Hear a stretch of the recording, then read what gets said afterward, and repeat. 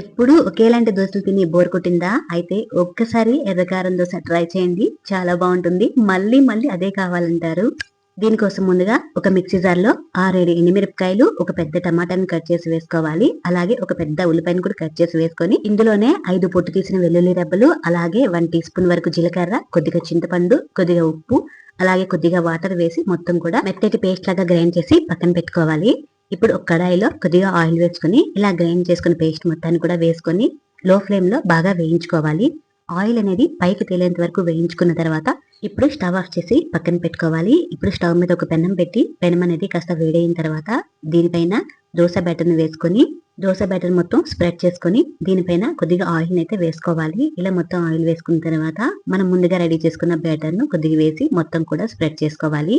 ఇప్పుడు దోశ అనేది మంచి కలర్ వచ్చేంత వరకు కూడా లో ఫ్లేమ్ లో పెట్టి బాగా వేయించుకోవాలి. అంతేనండి, ఎంతో సింపుల్ గా ఎర్రకారం దోశ అయితే రెడీ అయిపోయినట్టే. సేమ్ దీనిలాగానే మనం ఎగ్కారం దోశ కూడా వేసుకోవచ్చు. చాలా బాగుంటుంది. ఒక్కసారి ట్రై చేయండి.